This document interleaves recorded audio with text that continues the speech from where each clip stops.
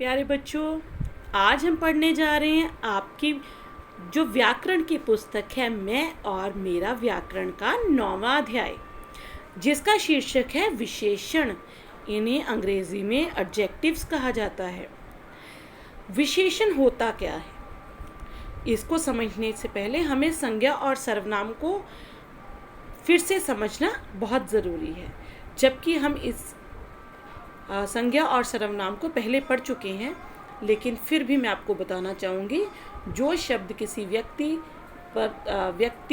प्राणी, पदार्थ, वस्तु आदि के नाम का बोध कराएं वो संज्ञा होती हैं, और जो शब्द संज्ञा के स्थान पर प्रयुक्त होते हैं वह होते हैं सर्वनाम।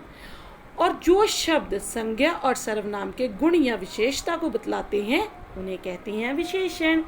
तो आपको समझ में आया विशेषण क्या होते हैं?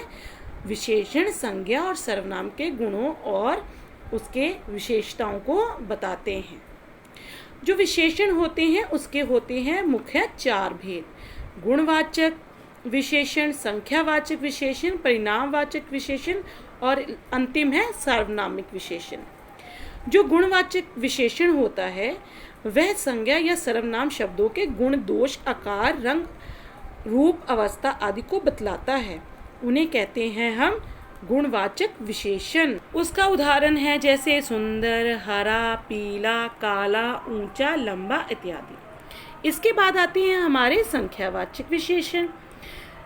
जो शब्द हमें संज्ञा और सर्वनाम की संख्या या गिनती बताते हैं उन्हें कहते हैं संख्यावाचक विशेषण। जैसे देखिए, 8 केले, 7 कुर्सियाँ, 3 छात्र, कुछ पुस्तकें। तो देखिए, यहाँ पे हमें संज्ञा और सर्वनामों की गिनती या संख्या का बोध हो रहा है।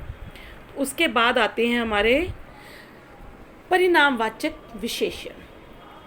जो परिणाम होता है, परिमाण का अर्थ होता है माप तोल। संज्ञा या सर्वनाम शब्दों का माप तोल बताने वाले शब्दों को विशेषण शब्दों को परिमाणवाचक विशेषण कहा जाता है। इसके उदाहरण हैं जैसे थोड़ा तेल, 1 मीटर रस्सी, 4 लीटर दूध, थोड़ी चीनी, 2 किलो गुड़ इत्यादि। इसके बाद हमारा अंतिम विशेषण का भेद है सार्वनामिक विशेषण।